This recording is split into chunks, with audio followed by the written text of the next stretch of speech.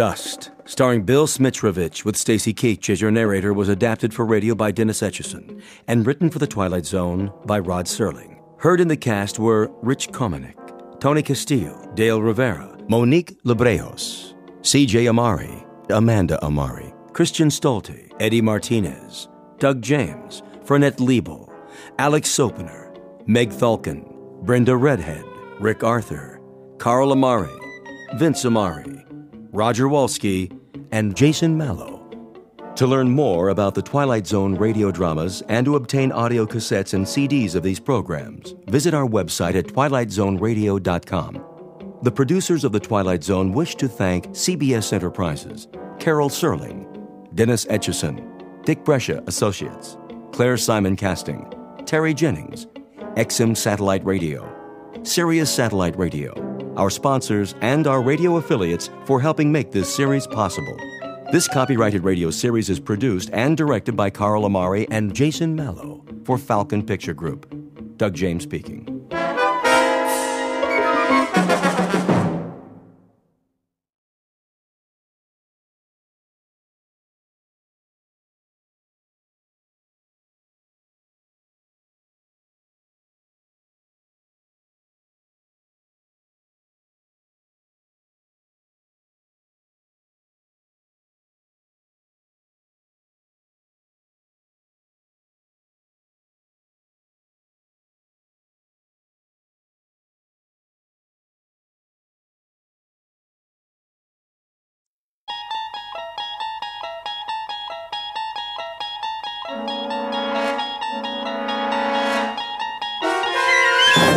You're traveling through another dimension.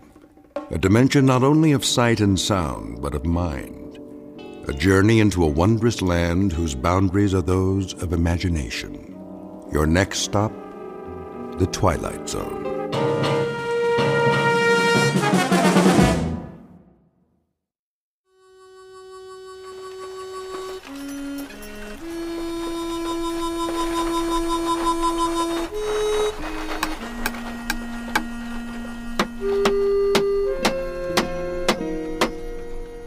There. How's that? Keep the board straight, Jonesy. Oh, what's the difference? If it ain't straight, somebody steps up and boom, they fall right through. We got a broken leg. Broken leg, broken neck, all the same. Well, now, what if it's the Padre? He's gotta say his piece, don't he? Yeah, I guess. Keep working.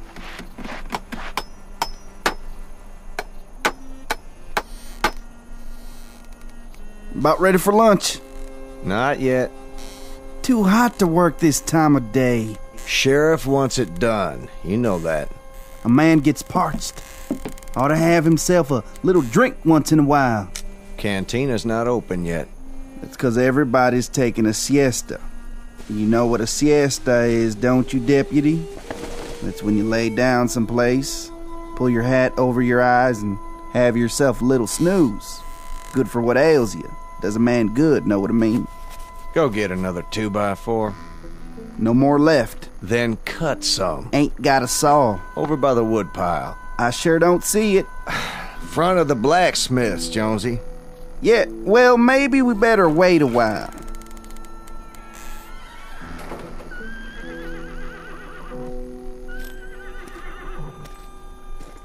How's it coming, Ed? Pretty soon now, Sheriff. Jonesy here's about ready to put up the crossbeam. Maybe you better give him a hand. Oh, he's doing all right by himself. Jonesy, Yeah, you remember what I told you? what's that? About that business the other night. Drunk and disorderly. I'm giving you a chance, Jonesy. Either that, or I fine you. Right. Don't worry, Sheriff. I'm working it off. See that you do. Ed, Yes, sir. call me when the scaffold's in place. Then we'll test the trap. Mighty big rush for one lousy Mexican. You heard me. I want it finished. I may not like it very much, but that's the law. So let's get it over with. I'm doing my best, Sheriff, but I only got 2 hands. Maybe you should hire some extra help. Nobody in this town's gonna lift a finger. Too lazy, if you ask me. They're not lazy, Ed. They just don't want to see one of their own swing. And I can't say as I blame them. You pitch in if you need to. The judge passed sentence. We don't have much choice. Yes, sir. Get some more boards, Jonesy. Let's go. I'm going.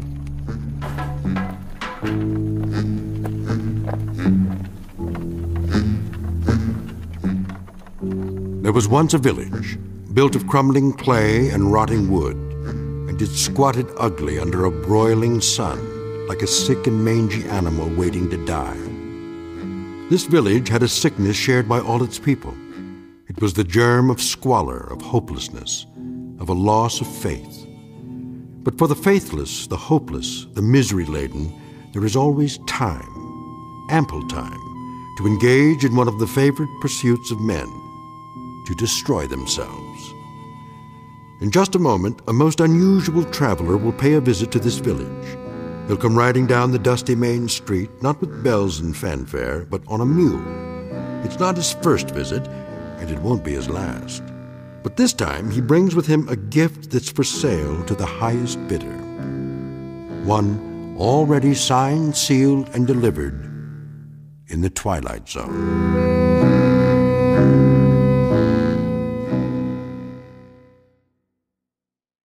And now, The Twilight Zone and our story, Dusk, starring Bill Smitrovich, with Stacy Keach as your narrator.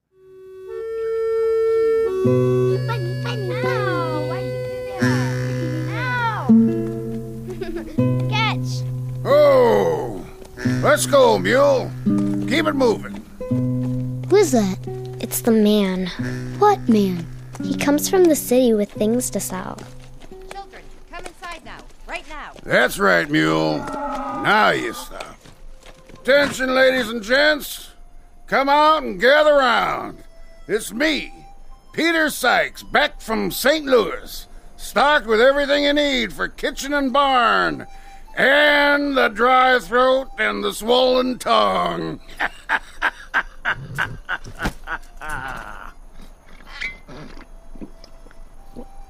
Now, where is everybody? Come one, come all. Is this a holiday? Nobody in the street. Well, will you look at that sign? Closed today because of funeral. I wonder whose funeral would that be? Let's have a look in the jail. Wow, who's that in the window? Young Mr. Gallegos, if I'm not mistaken. Get away from here. What? No visitors allowed? Well, Mr. Gallegos, I would say you have no choice in the matter. Leave me alone. Ah, but today's a special day, isn't it? A very special day. Now, let's see. What might this special day be? A birthday? No. Wedding day? I don't think so. Wait, I remember now. Just this moment came back to me.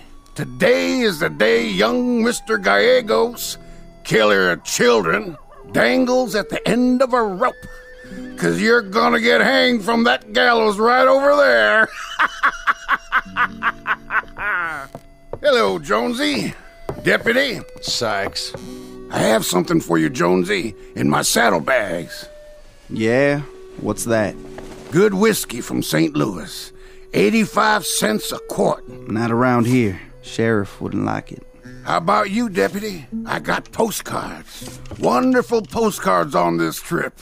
French dancing girls in their native costumes. Later, Sykes. We're going inside. Well, if you're not buying, maybe the sheriff is.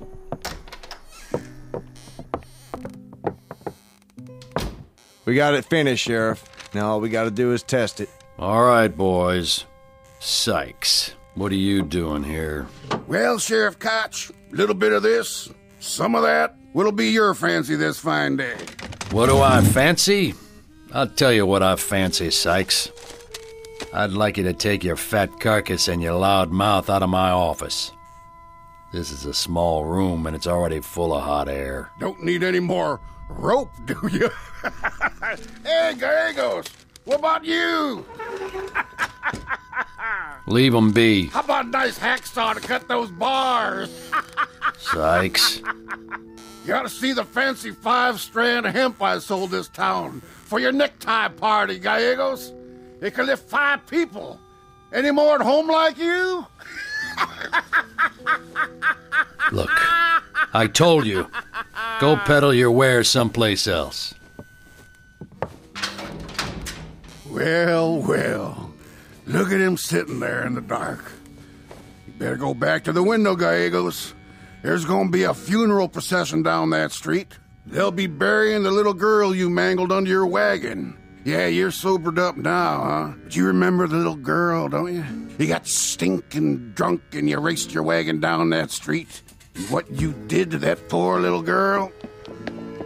I said, leave me alone. Oh, Gallegos, not yet. You'll have plenty of room to move around in a while. You'll be able to kick and kick and kick.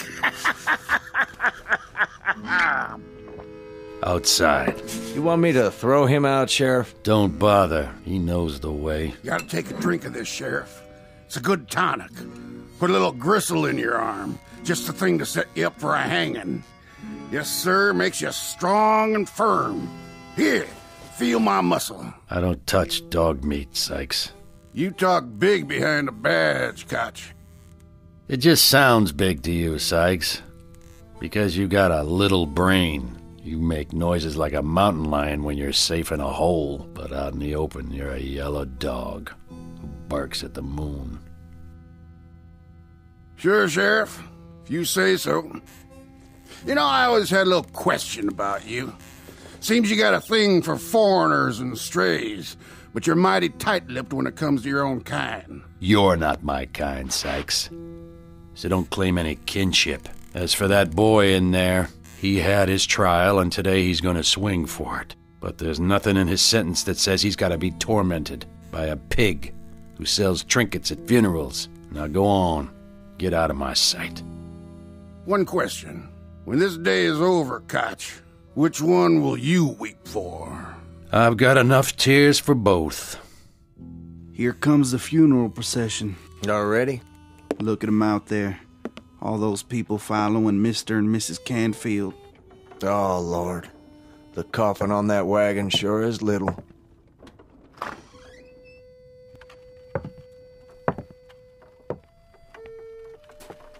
In the name of the Father, the Son, and the Holy Spirit. Mr. and Mrs. Canfield, that you? Shut up, Sykes. I just want you to know I'm real sorry about what happened. My condolences to you. Thank you. But this afternoon is going to be a lot more cheery. Yes, sir, we're going to string up the dirty little animal that done this. She'll be avenged. You can set your mind to rest on that score. We'll string up that mangler of little children if it's the last thing we do. Leave us alone, please. Come along, Dora. Let him go. I was just paying my respects. Some other time, Sykes. Some other time you can act like a man with no brains. But not now. Now you keep quiet. Sheriff? Hello, Sheriff Koch? Mr. Gallegos? Estrelita? Now look at that, will you? Ain't that the most gall you ever seen in one place? Gallegos' old man shows his face in town, in broad daylight, and during the funeral procession, too. Somebody ought to take a horse whip to that... Hurry, child. Run ahead as I told you. But, Grandfather... Go, my child. Now. Senor Canfield? What is it? My grandfather wishes me to tell you that his heart is broken. Go on, Estrelita. Say what I told you. That if he could... That if he could give... Tell him his own life. His own life in return. Tell him, please, his own life in return, Estrelita. Oh, please, not now. Leave us. If he could give his own life in return, he would. He would do so with great willingness. He understands. Mr. Canfield, if I may, I understand what it is like to lose one's flesh. I understand, and I am sad for you. Get out of our way, both of you. Please, I ask you, please don't have any malice for my son Luis. He did not do it on purpose, and he is sick in his mind and in his heart because of it. I said get out of my way. Señora, por favor. I am on my knees. Please do not let them kill my son. He will spend the rest of his life, and I mine, in your service. Anything you wish, but please, do not let them do this. Can't you see that we're burying our daughter today? Come, grandfather. Yes. Give me your hand. Look at it. What's he doing here? He should hide his face in shame. He should get out of town is what he should do. Oh, please. My son did not mean to do it. He is a lover of children, as you all are. He loves all the little children. Why don't you go back where you came from? Take this! Oh! Grandfather, you are bleeding. It is nothing. Nothing. Good aim, Harvey! Stand back, all of you. The next man who throws a rock or anything else will answer to me. You understand? Padre, por favor, váyase a la casa. No se le necesita aquí. What's he saying? He's not needed here? Is that what you told this old man of yours, Gallegos?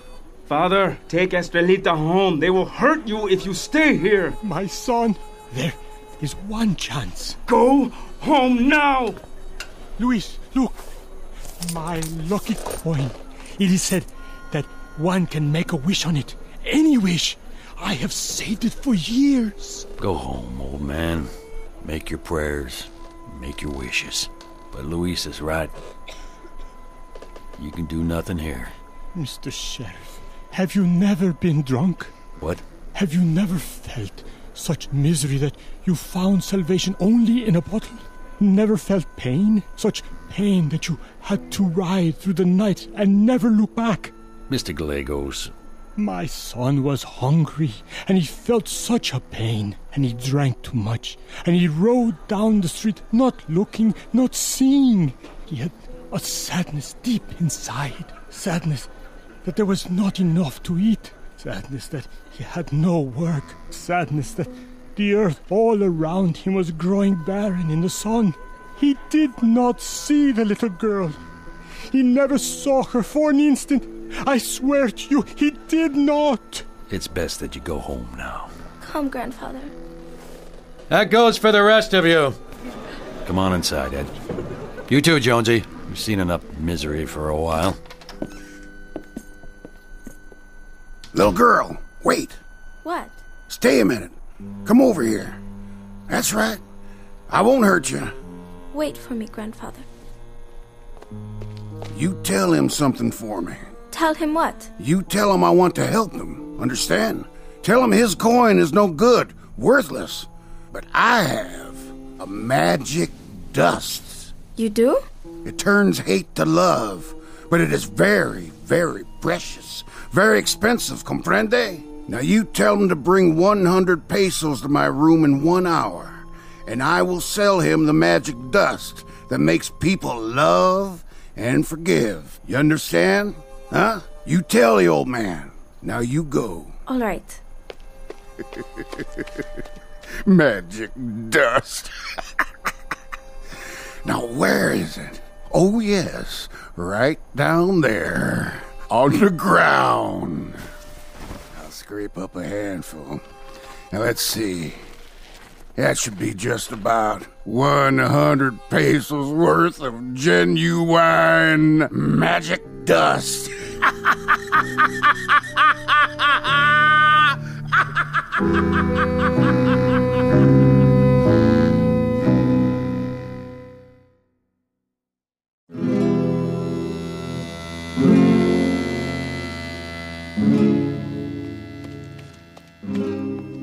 Come, grandfather.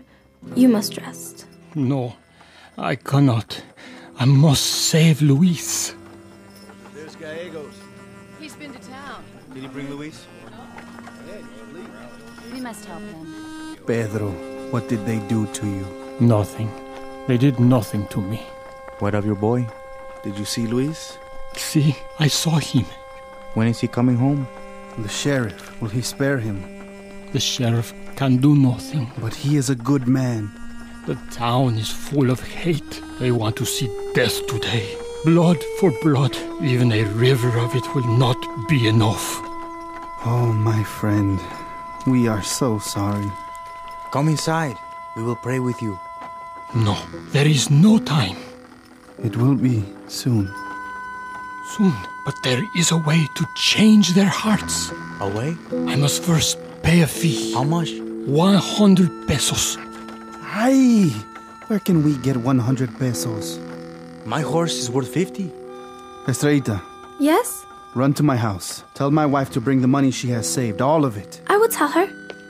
Manuel, get my horse. Oh, you needed to plow the fields. There are no crops because there is no water. You need your son. Oh, gracias. I will pay you back every peso. Go and tell the others. Bring their coins and their rings. We must save Luis.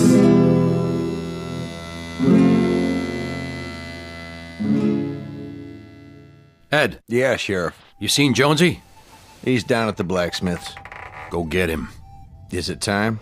It will be, soon enough. Put the rope up and tie the sandbags, and make sure that trap works. Yes, sir. Luis? What? Want something to eat? No. I can get something for you at the cantina. Just name it. No, thank you, Sheriff. Why waste good food? You smoke, Luis? Sometimes. Got a new pouch of tobacco here. I'll roll you one if you like. Gracias.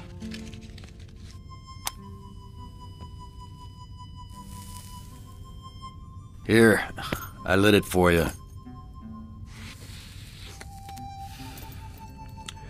There should be a lot of people today, eh? When was it God made people? Was it on the 6th day? Sometimes I think he should have stopped on the 5th. It's not their fault. No? They are tired of hating this place. The sun, the ground that is dead under their feet. So they must find something else to hate. Maybe. Or maybe it's just in them. God didn't make people to hate for no reason. Didn't he? Here they come. I can see them from here. Sorry bunch. More than show up at church. They want the big show. Here I am, the one you came to see. There he is. You murderer. Look at him. Get away from the window. You just rile them up.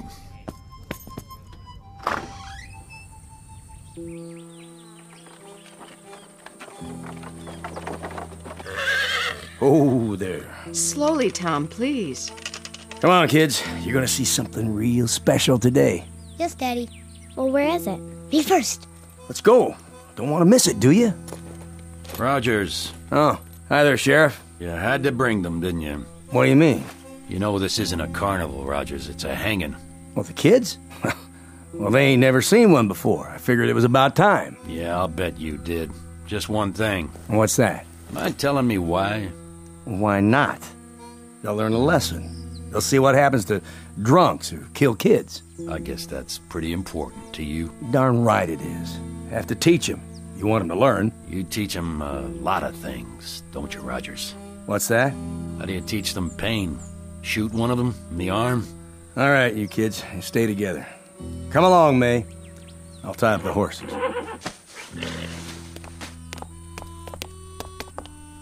Is that the man? What man? In the window with the bars. Is that the man they're gonna put the rope on? See, little one, I am the man. Will it hurt when they put a rope around his neck? If God wills it. Tom Jr., get away from there. Run along now, kids. Your dad's waiting for you.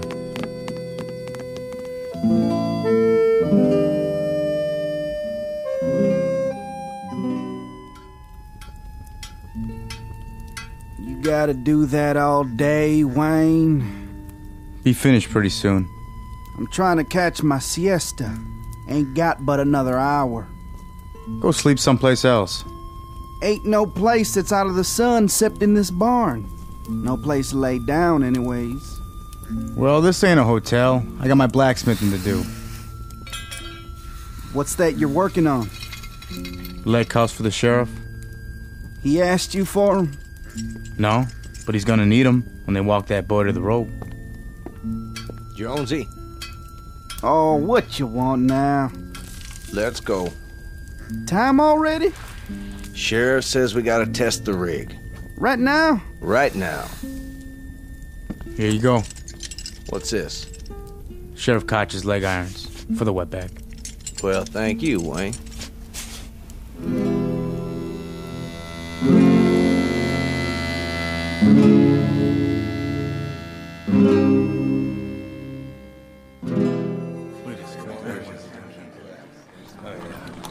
How do, ladies and gents? Let's see. Who wants a souvenir to mark the occasion? I got hair ribbons for the ladies, cigars for the men, and candy for the little ones. Come one, come all. Peter Sykes, back from St. Louis with a bag full of tricks. Sykes. Well, hello, Sheriff Koch. Beautiful day, wouldn't you say? Not a cloud in the sky. I thought I told you. I got no use for you in this town, Sykes. So you did, Sheriff, so you did. But a lot of these folks do. Seeing as how this is a special day and all, you wouldn't stop a man from making a living, would you? There's honest ways to do it, but that's not your style, is it? Now see here. So how much junk have you sold today, Sykes? Well, I just got started. Then it wouldn't cut into your business none if I were to run you off. Sure it would. The crowd's filling up. I ain't had a chance to ply my trade. And what trade is that? Circling the town like a vulture, waiting to feed off the dead? I don't rob and I don't cheat. Everybody gets what they pay for. Well, seeing as nobody's paid you yet, why don't you just crawl back where you belong? Hey! You may live to regret that, Koch. There's an election coming up, and when folks see the way you push people around... There's a heaven coming too, Sykes, and a hell. I only hope I don't have to see you in either one. Now get the hell out of here. We'll just see about that.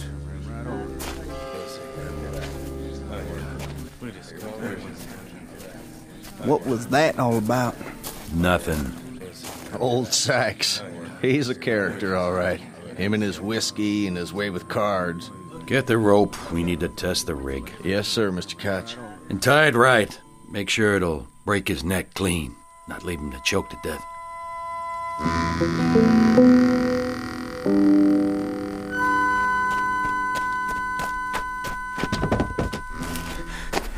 Quickly, where is Senor Sykes? Sykes? He's gone. What? Must have rode on out of town. But I have business with him. Very important business. Take it easy, old man. The hanging isn't even started yet. The hanging? We'll be in a minute, though. They're just now trying the gallows to be sure it works. No, not yet. Por favor, not yet. Ready, Sheriff. All right. Go ahead. Got hold of the rope, Jonesy? I got it. Then, let her rip.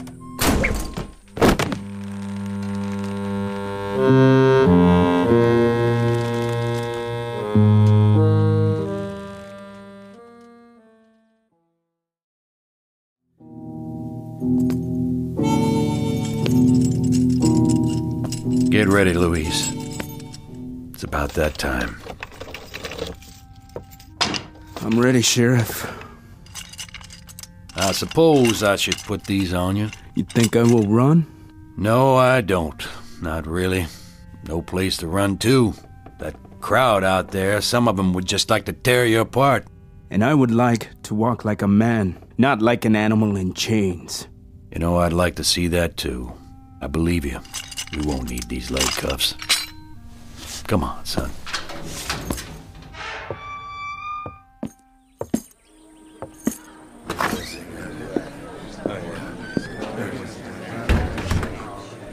Oh, there he is. Dirty little killer. Well, this is what we came to see, ain't it? In years. He looks awful young. So was the girl he run down. I don't know if I want to see this. I do. Come on. He is not a killer. He is my son. Yeah. Sure, old man. Go on home. No.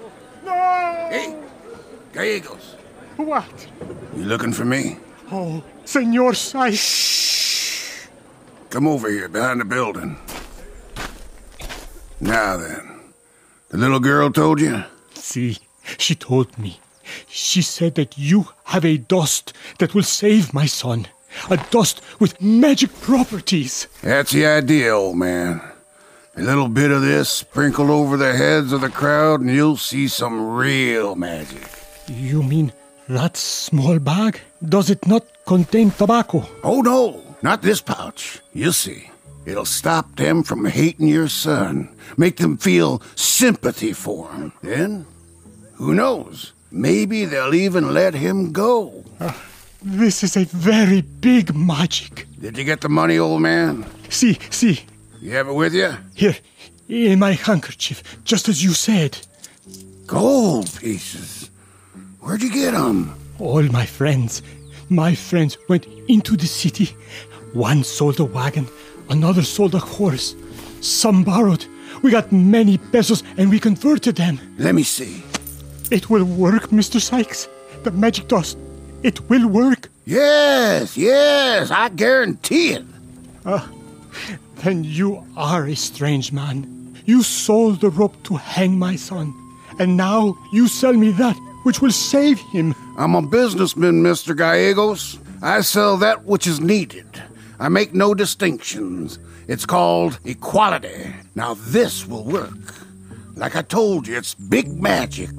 All you have to do is give me the coins. And the dust? Here.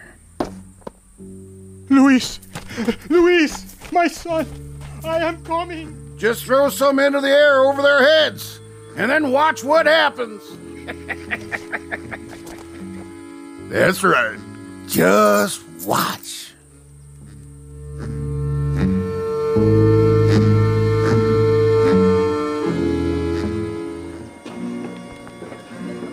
The Lord is my shepherd. I shall not want. You don't have to say anything, Father. I never went to church. There is still time, my son. I can't change now. You were raised a Catholic, weren't you? We never had much time for that. Come on, let's get it over with. Lo, though I walk through the valley of the shadow of death, Should have been done in the jail.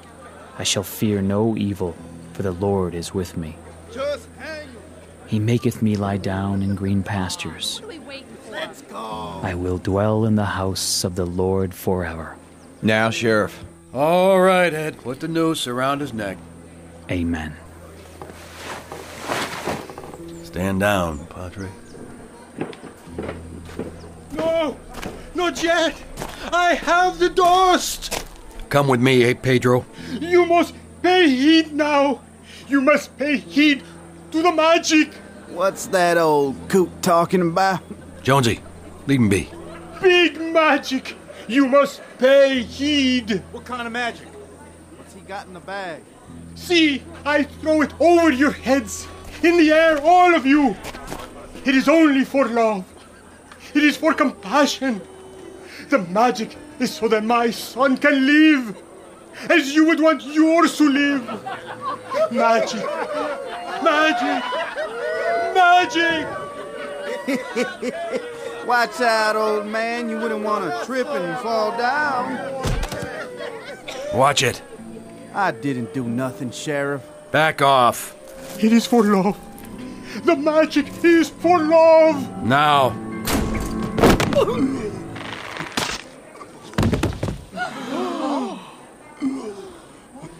I don't believe it. How could it break? But it couldn't have. Oh, darn it, Sykes. What kind of rope did you sell this time? It was new rope. 5-strand hemp. Nobody could have broken it. But it did. Right through all 5 strands.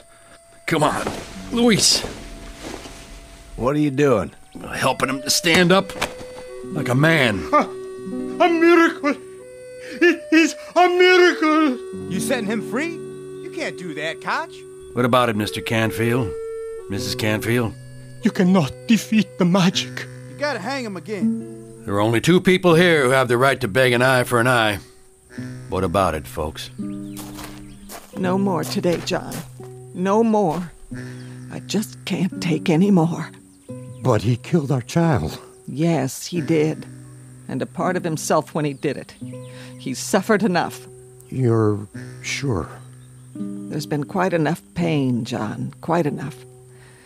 It has to stop now, or we'll die ourselves. Sheriff Koch? Yes, Mr. Canfield?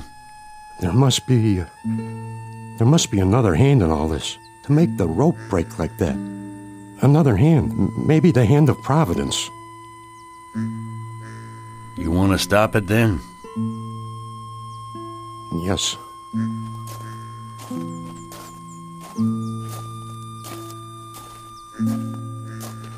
John? What is it? We leave it like this? We leave it like this. One victim is enough. Dora? One is too much. I think we should all go home now. Get up, Louise. I'm free. Are any of us free? But you can go home. You have that much freedom. Yes, my son. Come. It was magic. My father. It was magic. Magic dust. We will go home now. Ed. Yeah? Tell him to open the cantina. I think I'd like a drink. You and Jonesy, too. You don't have to ask me twice, Sheriff. Let's get moving.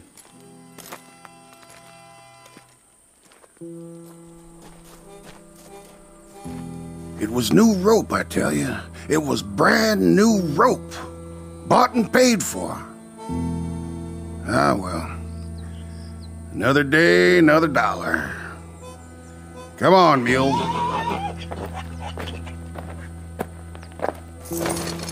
We'll find us another town from now on.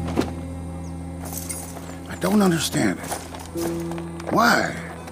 How could it break like that? There was nothing in the old man's pouch except dust. Dust! And me? Well, at least I got me some shiny gold coins. That's what I've got.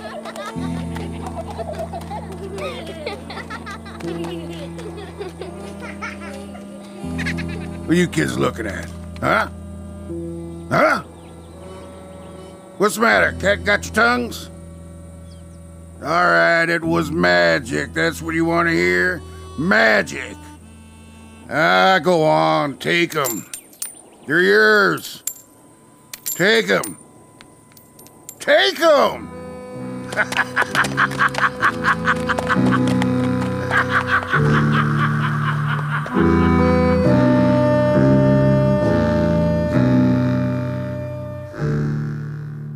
It was a very small, misery-laden village on the day of a hanging, and of little historical consequence. And if there is any moral to it at all, let's just say that in any quest for magic, any attempt to understand sorcery, witchery, legerdemain, first, check the human heart. For inside that deepest of places is a wizardry that costs far more than a few pieces of gold. Tonight's case in point, offered without further comment in the Twilight Zone.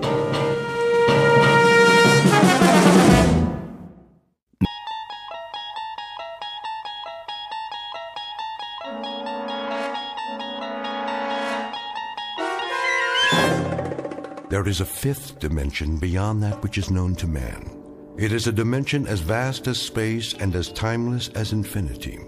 It is the middle ground between light and shadow, and it lies between the pit of man's fears and the summit of his knowledge. This is the dimension of imagination. It is an area which we call the Twilight Zone.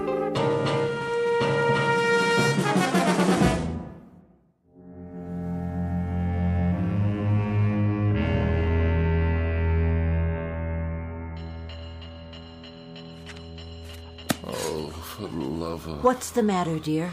Don't you hear it? Of course I hear it, Walter. It's that nice janitor fixing the pipes. Why don't you go on reading your book until he's finished? And when, pray tell, might that be? I'm sure it won't be much longer. Then the radiator will get just as hot as you want it. Isn't that what you told him? Yes, I know what I told him. But why does he have to make so much noise? I'm sure I couldn't say. The decibel level in this apartment is beyond human endurance. Well, I suppose it's what they have to do with steam heating, that sort of thing.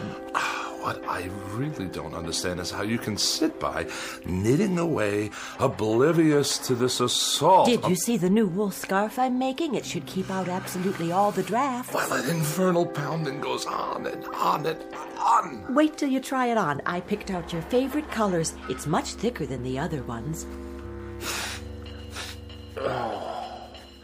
If I live that long. You wanted more heat, that's what you said. Well, now you'll have it and then some. Yes, I did. I certainly did say that. Won't that be nice? Hope springs eternal.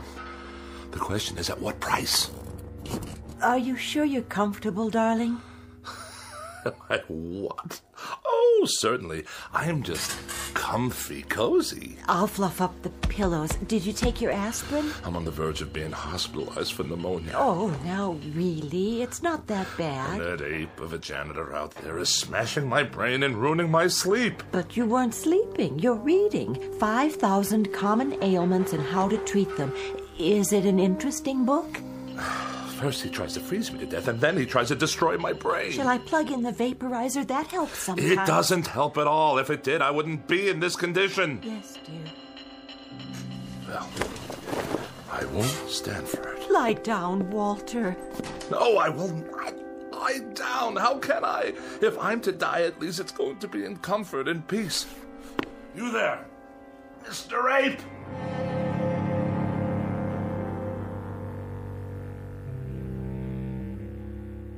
Witness Mr. Walter Bedecker, age 44, afraid of the following: death, disease, other people, germs, drafts, and just about everything else. He has one interest in life, and that's Walter Bedecker. One preoccupation: the life and well-being of Walter Bedecker. One abiding concern about society: that if Walter Bedecker should happen to die, how will it survive without him? But there's one thing he hasn't asked himself yet, and it's simply this: what happens if, despite all his precautions, Walter Bedecker should happen to stumble, not into the grave, but into the Twilight Zone?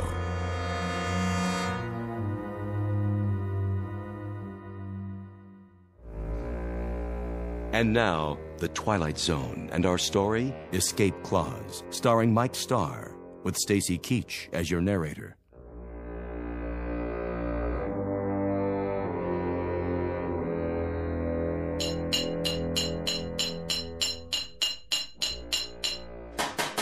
I asked you a question. You want more heat, don't you? That's not the answer, so I'll ask you again. How much longer? Put it this way. In 20 minutes, it'll be about 105 in here. Hot enough to fry an egg. That good enough for you? 20 minutes, you say? After hour upon hour of your clanking around in my living room while I'm on my deathbed, I have to wait 20 minutes more? If you do die, Bedecker, and you go where I think you're going, as far as the temperature's concerned, you ain't going to be able to tell the difference. You ape! Get out! My pleasure.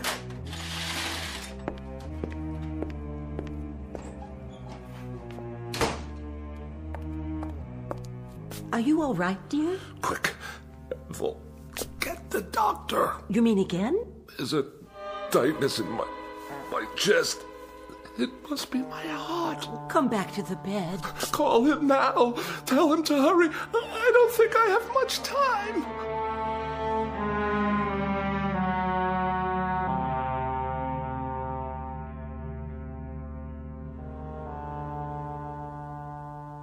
Well, doctor? Keep your mouth closed a few more seconds. I'm asking a question. All right, open, please. There. Well, how bad is it? What does that mean? Your temperature isn't bad at all.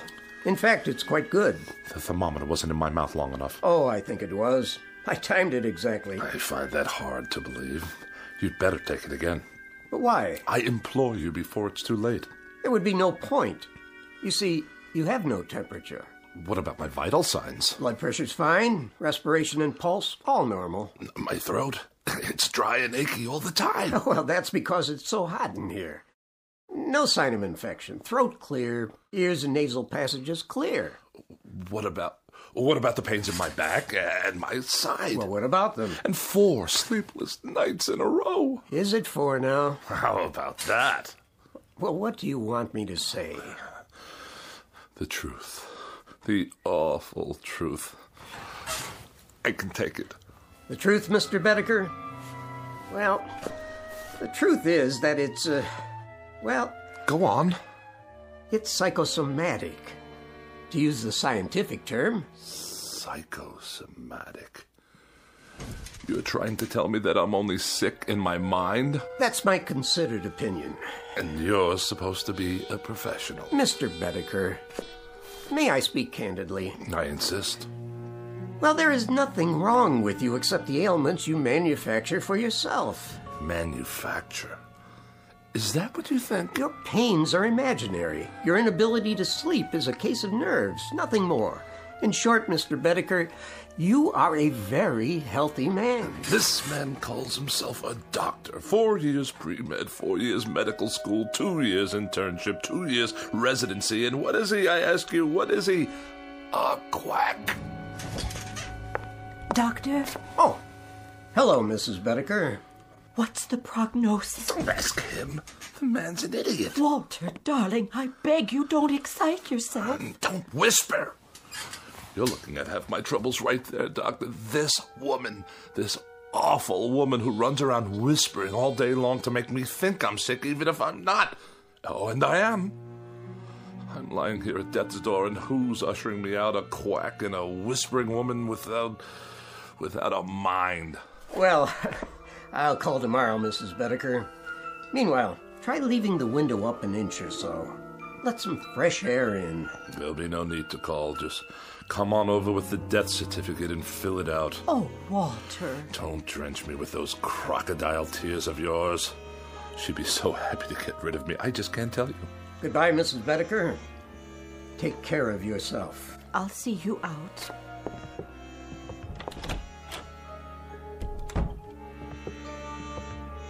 No need to show me the way. I know it by now. Doctor, how is he, really? Mrs. Bedecker, your husband is one of the healthiest patients I have. But he's sick most of the time. Is he? He won't let me air out the house. He says for every cubic foot of unfiltered air, there are 8,900,000 germs. Well, he's probably right. And he's just quit his job. The 5th job he's quit since the first of the year. He says they make him work in a draft. Well, I suppose I'm oversimplifying it when I say there's nothing wrong with him, because in a sense, there really is. This constant worrying about himself is an illness of a sort. Has he always been this frightened a man? Ever since I can remember. When he was courting me, he told me he was in the final stages of TB and only had a week to live. I only married him because I felt so sorry for him. Oh, I don't mean that was the only reason. I think I understand. Do you? You see, people change. Sometimes for the better and sometimes in ways that aren't entirely healthy. We all assign blame. Your husband is taking it out on those nearest him.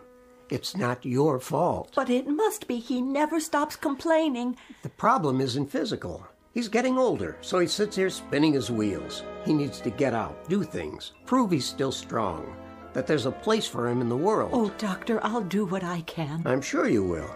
You already have. It's up to him now. I'll give you a call tomorrow. I don't think it would be a bad idea if you took some vitamins yourself. You look run down, Mrs. Bedecker. I do? Just a little too pale. Ethel, there's a draft in the air, and I feel a coma coming on. Yes, darling, I'll be right in. Now, you remember about those vitamins. Promise? I promise. Here's a prescription. Get some of these items from the drugstore for yourself. Thank you, I will. You're very kind. Goodbye, Mrs. Bedecker. Goodbye. Did you say there's a draft? I did. From where? The window. But it's only open an inch. Freezing air blasting into the room. I'll close it for you. Do you know how many germs live in 1 cubic foot of air, Ethel? I think I do. 8,900,000, that's how many. I know you want me gone. Walter! Gone from your life, and that's why you leave windows open all over the place. But as a point of common human decency, couldn't you find a way to do it more subtly? The doctor said you needed air. He said it was stuffy in here. Oh, the doctor said. Tell me one thing. Yes? What is going on between you two? Nothing, Walter. I saw the way he looked at you. Oh, now you are imagining things. What's that slip of paper in your hand? What do you mean? Oh, it's only... Give it to me. Oh, now I understand. Well, if you'll let me explain... When did he give you this? Just now, before he left. If you'll listen... I'm not sick, he says, but nonetheless he gives you a prescription for medicine for me? Not a thing wrong with me, he says, but while I lie here helpless, he's out there telling you that I've got a life expectancy of 20 minutes. He said nothing of the sort. Don't deny it, Ethel. I smelled the collusion the moment he left the room. Now I suppose he's making time with you behind my back. The two of you can hardly wait for me to expire. What a great day that will be. But just remember, it will be on your conscience. Yours and that quacks. The prescription was for vitamins, Walter, not for you, for me. Vitamins for you? I lie here while the life seeps out of me and that charlatan prescribes vitamins for you? What has he done for me? Not a nil. A big fat goose egg, that's what. He comes whenever you call. He's very interested in your condition. Very interested. Oh, isn't that nice? I'm dying and he gives her vitamins. Sit up. I'll turn on the vaporizer. Never mind. Go on, get out of here. Leave me to die in peace. All right, Walter. What? I meant I'll let you alone so you can take a little nap. Then maybe you'll feel better. I can't nap. Why does a man have to die anyway? I'm sure you're not dying. Oh, are you? I asked you a question, Ethel. Why does a man have to die? I don't know, Walter. The world goes on for millions and millions of years, and how long is a man's life? This much, a pinch, a drop, a microscopic fragment. Why can't a man live 500 years or 1,000 years? Why does he have to die almost the moment he's born? I told you I don't know, dear. No, you wouldn't. Go on. Get out of here. Yes, dear. I have to take my own pulse. Give myself a checkup. A doctor couldn't care less. My sinuses. It's moved from my chest to my sinuses. After that, it'll be my brain, and then poof. As if I never existed at all. What's the point? The point, indeed. It's a crime for a man to live such a short span of years. A crime. What I wouldn't give to live a decent number of years. 200, 300. Why not 500 or 600? Yes. Why not? Or 1,000. What a miserable thing to contemplate. A handful of years and then eternity in a casket down under the ground. The dark, cold ground. With worms yet? Of course, with worms. And bacteria in the soil, and all manner of filth and decomposition, toxic waste. Who are you? Cadwallader's the name. And immortality's my game.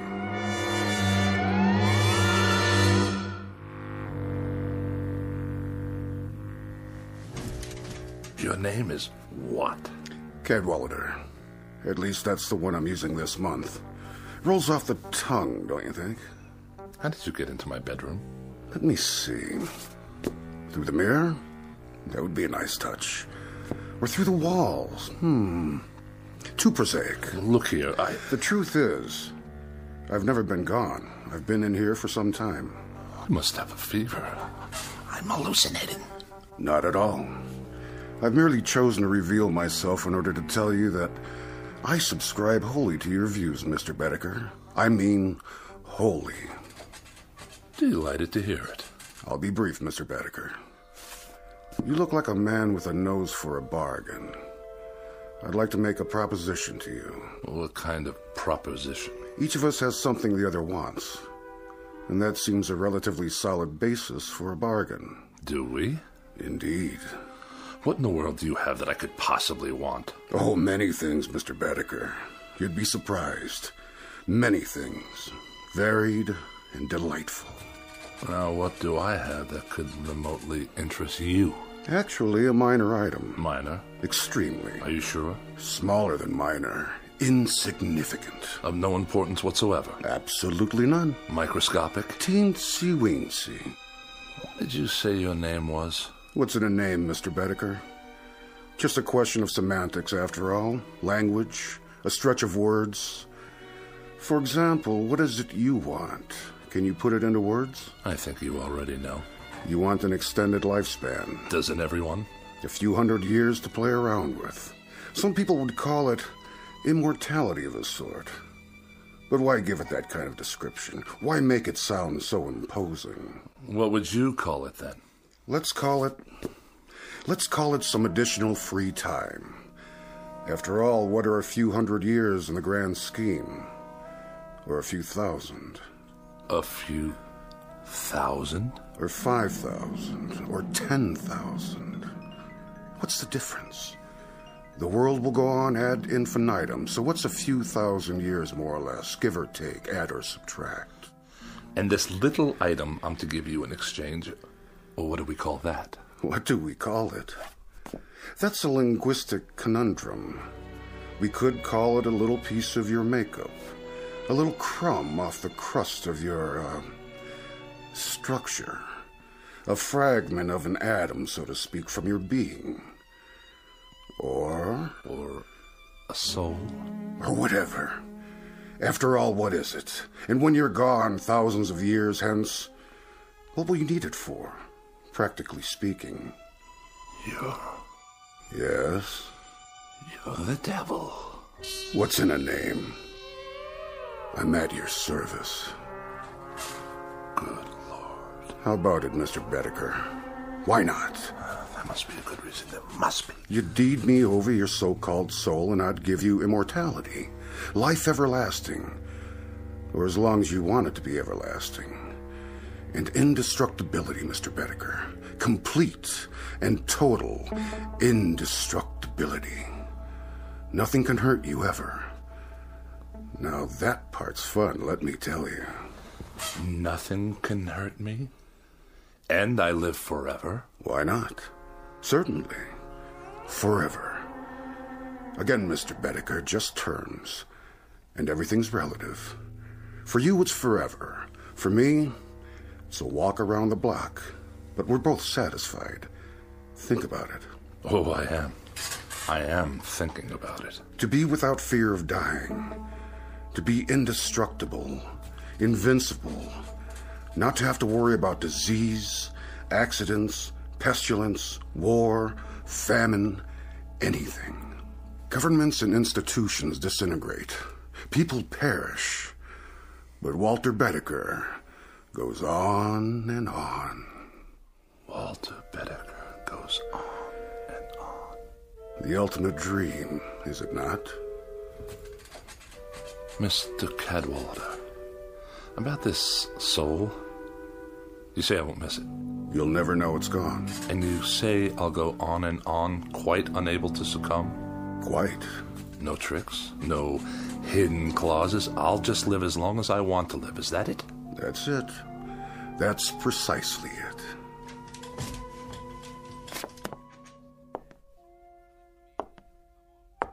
How about my appearance? I'm afraid I can't do much about that. Oh, I see what you mean. You should look pretty much the same. But in 500 years, I don't want to look like any dried-up old prune. Oh, Mr. Bedecker, you drive a mean bargain. A most difficult bargain. But you'll find me a cooperative, man. All right, you win. We'll throw that into the bargain. Say it. Whatever aging takes place in your features will be more or less imperceptible. Mr. Cadwallader, I believe we're close to making a deal. Mr. Bedecker, you'll never regret this. Not to your dying day. Hey? Which by rights should not be for several thousand years. You'd better say that. There is something. Aha! Aha! Aha! Now it comes out. For your benefit, I assure you. Where did you get that? The contract. Oh, one always seems to turn up when it's needed. Let's see. Article 93, right here. What about it? It's in the nature of an escape clause. Read it to me. Your escape clause. Whereas the party of the first part, upon due notification of the party of the second part, and so on and so forth. Go on, I want to hear it. Well, I'll just give it to you thumbnail. It's simply that if you get tired of living, Mr. Bedecker, you can exercise the clause by calling on me and requesting your... My what? Oh, there goes the embarrassing terminology again. Shall we say, your demise? At which point I will personally see to it that you are given a rapid and uncomplicated, how to put it, departure? I can assure you, Mr. Cadwallader, that I'm not the sort of man to kill the goose that lays the golden egg. I'm much relieved to hear that. When you talk immortality to me, brother, I mean immortality. Indubitably. You're going to have a long, long wait. Mr. Bedecker, nothing will please me more. And I think we've got... Yes? A deal. No further qualifications? None that I can think of. No ifs, ands, or buts? None whatsoever. Absolutely? Positively. Done. Oh, no fires in here, please. Only a small one to heat up my seal. My cartouche, as it were. Do I get a copy? This is your copy. Where's yours? Already on file. In a very safe place. If you say so. You sure keep it hot in here. Mm-hmm. Quirk of mine. I think the wording seems to be in order. Cadwallader, where did you go? Walter, did you call for me? What? Oh, no. I was only... Only what, dear? Talking to myself. You were? Not that I make a habit of it, mind you. What are those papers? Nothing. I mean, I was just looking over my life insurance policy. Whatever for? To be sure you're protected if anything should happen. Ever, to me, that is. Don't be silly. Your health's going to improve. It's already improved. Hit me. What? Hit me. As hard as you can. In the stomach. Or anywhere else you like. Anywhere at all. But why? I want you to see how strong I am.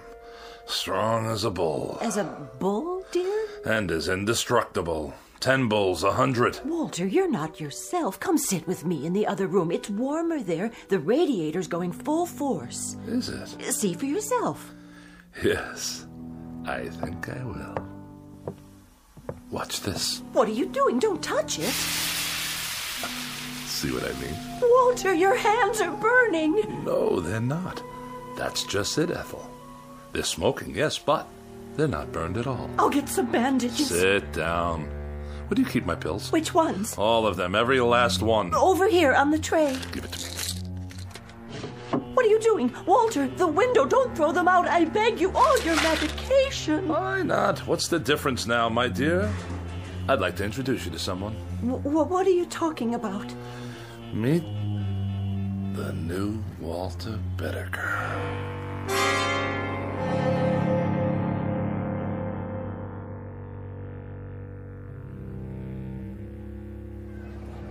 Get your paper! Boy rescued from well, lives to tell about it. All the latest news, right here. Let me see that.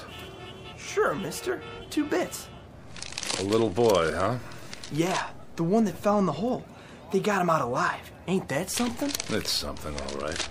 A 10-year-old boy, and he's on the front page of every newspaper. He was down there for 18 hours. Can you believe it? And everybody thought he was a goner. It's amazing is what it is.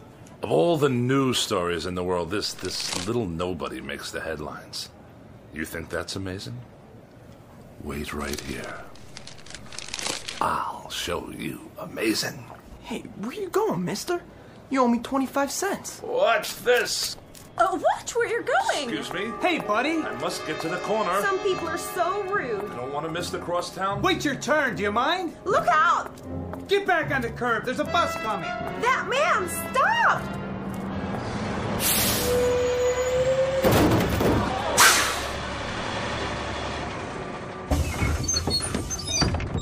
I couldn't stop. He ran right out in front of the bus. I saw the whole thing. That guy must be blind. Somebody call an ambulance. Look, he's getting up.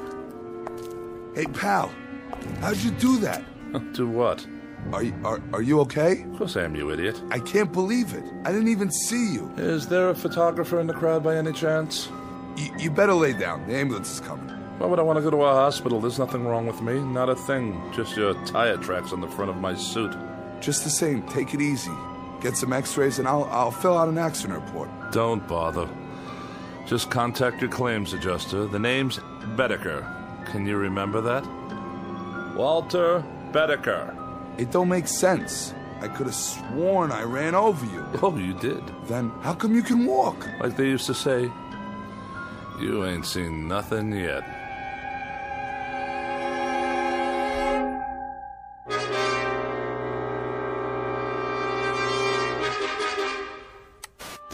One survivor, Walter Bedecker. By now, these words should be familiar. You've heard them before on the Eyeball News, and if the past is any indication, you'll hear them again and again. It started when he was hit by a bus, then a car, and finally a subway train, but that wasn't enough for Walter Bedecker, the man whose luck never runs out. After an explosion at a construction site, what else could happen? Last week's plane crash killed 23 people, but not Mr. Bedecker. He's certified as the unluckiest man alive and the most indestructible. Is that you, Walter? He's all right, ma'am. Aren't you, Mr. Bedecker? You're all right. When you didn't come home, I was worried. This is my wife. Wait in the other room, dear. Are you sure? I can make you some hot tea. And your friend? He's no friend. He's a claims adjuster. In the other room, Ethel. Now. Yes, dear. You want to sign this now, Mr. Bedecker? $5,000, is that all? For falling down an elevator shaft? Well, considering that you're not even scratched, Mr. Bedecker, I think the company's being very fair. Just keep your mouth shut, will you? I'll sign it just to be done with you. And can I expect the check by tomorrow? No, first thing in the morning, by special messenger. Just sign here. Waives all claims. Receipt of some... indemnifies company. All right. Very good, sir. Very, very good. I'll show myself out. Hello, Steve. Hey, Jack. What are you... Oh, you too? Yeah, the subway accident. Elevator shaft here. Right. You out. You in. So long, Steve. Yeah, see you, Jack. You have my check, I presume? $10,000, Mr. Bedecker, if you'll sign right here for it. If you insist.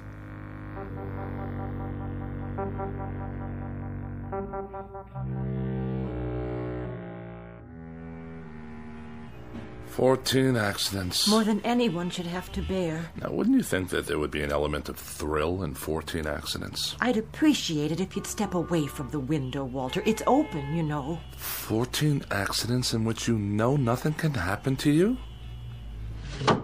I guess so, dear. Well, it's a fact.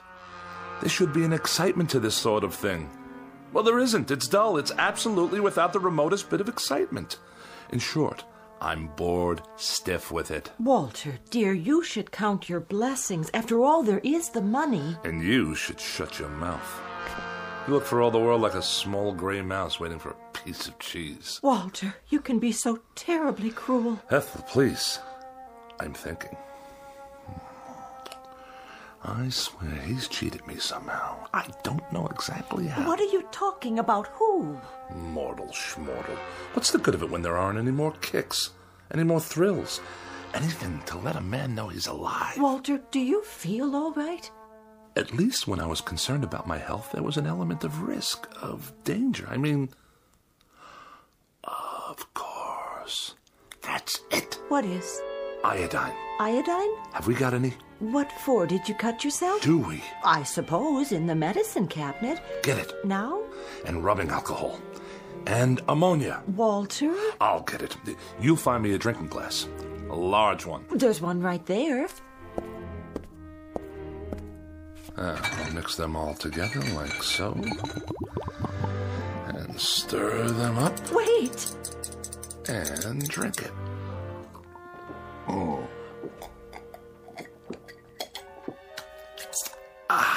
Sit down. I'll call the doctor. You see? What I just drank should kill a dozen men. To me, it tastes like lemonade. Walter. Yes? What's this all about? You really want to know? All right, I'll tell you. In a word, I am immortal. Walter, don't joke like that. It's true. I made a pact with a guy named Cadwallader, who's given me immortality and indestructibility in exchange for my soul. Your soul? More succinctly than that, I couldn't put it. Why don't you sit down? I'll make some tea and then we'll call the doctor. You will not make tea and you will not call the doctor. Why not? If you had any imagination at all, you could tell me what there is I might do to get a little excitement out of it all. I've been in subway crashes, bus accidents, major fires, disasters, one after another, and now I even drank poison. Nothing. You know what I've been thinking? I've been thinking I'll go up on the roof and I'll throw myself down the light well. Smack dab through the light well, 14 stories down, just for the sheer experience of it. Oh, Walter, darling, please. Ethel, darling, shut your mouth and get out of my way, please.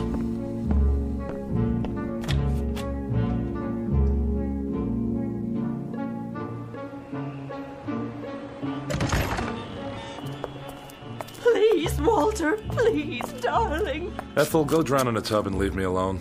I'm going headfirst down the light well. Get out of my way. Walter, no. Will you get out of... Ethel, be careful or you'll trip. Ethel!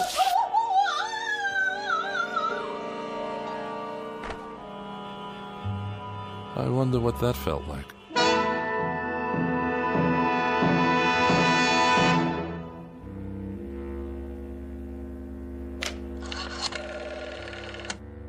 Operator, get me the police, please. Immediately, it's an emergency. Hello? Is this a police station? This is Walter Bedecker, 11 North 7th Street. That's right. Apartment 14B. Will you please come over here right away? No trouble. I just killed my wife. That's right. Yes, I'll stay right here. Goodbye. Now, this is going to be an experience.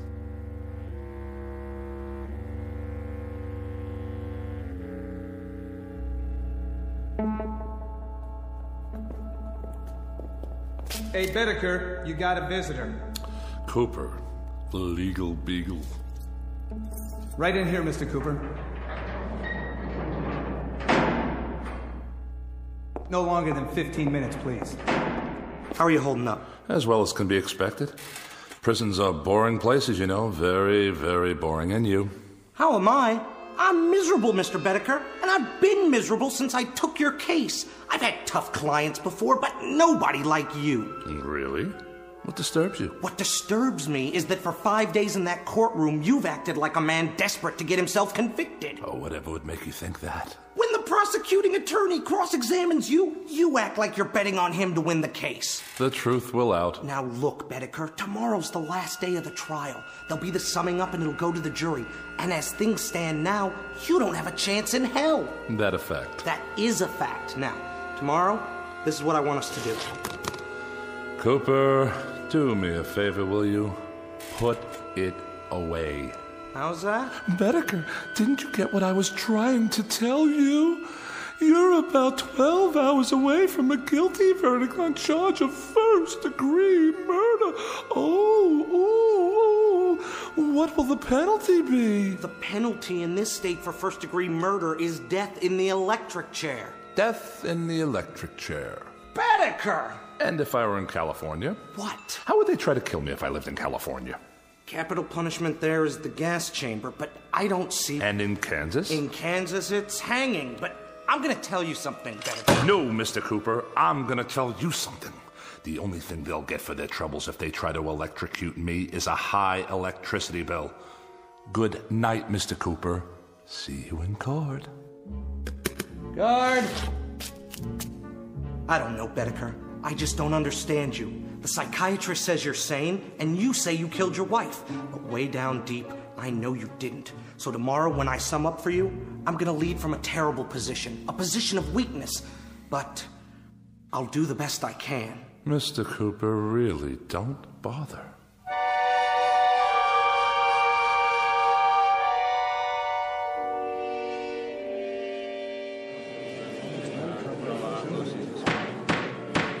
Mr. Bedecker, you've been tried and found guilty of murder in the first degree.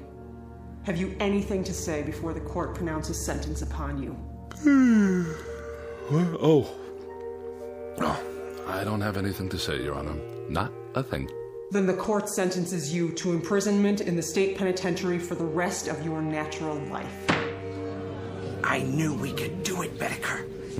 I knew we could get you off without the death penalty. If I do say so myself, I gave that summation everything I had. Wait a minute. Does this mean that... It means that you're not going to the electric chair. You've been given life instead. You're a very fortunate man, Mr. Bedecker. Life? Did you say life imprisonment? We need help here! My client's fainted!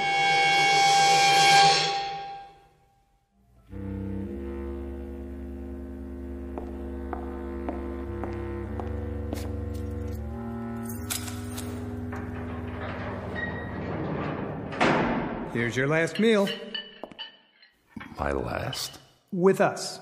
You're going to the penitentiary tomorrow morning. The penitentiary. For life. Look at it this way, Mr. Bedecker. What's life? 40, 45 years? You can do that standing on your head. Life. That's all. 45 years. Maybe not even that much. After all, what are a few hundred years in the grand scheme? Or a few thousand? Or 5,000? Or 10,000? No!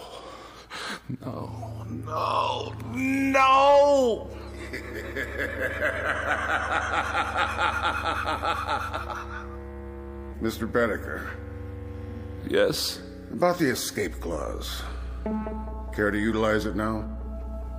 Yes. That's a wise man. Odd thing, Mr. Bedecker. You look like someone having a heart attack. Exactly. Like a man having a heart attack.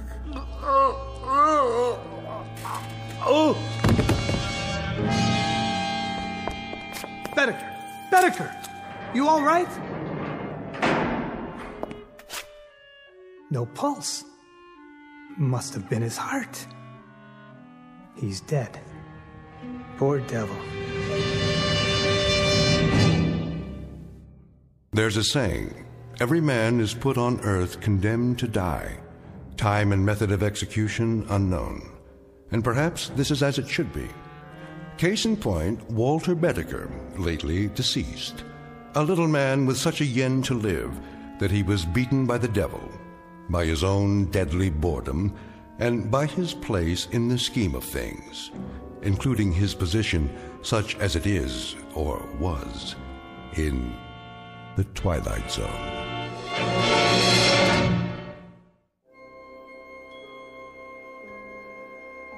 Hi, this is Carl Amari, producer of the Twilight Zone radio dramas. I'd like to take a moment to tell you about our official website at twilightzoneradio.com, where you'll get the latest news and information on these Twilight Zone radio dramas. Plus, at twilightzoneradio.com, you can digitally download 3 free episodes or any of our episodes for only $1.95 each. In this age of ever-changing technology, we've decided to make these episodes instantly available to you by making the Twilight Zone radio dramas a digital download-only series. This means that this series will no longer be offered on CD. The CD collections at our website are now being offered while supplies last at buy one, get one free. So be sure to get your favorites before they're sold out. Be sure to visit us often, and I'll see you in the zone.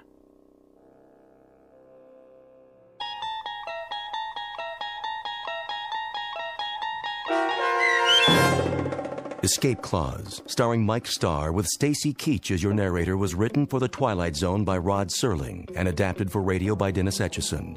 Heard in the cast were Peggy Roeder, Rich Kominick, Doug James, Turk Muller, Guy Burrill, Heath Corson, Larissa Borkowski, Natalia Reed, Peter DeVito, John Starr, Carl Amari, Paul Patch, and Lynn Foley.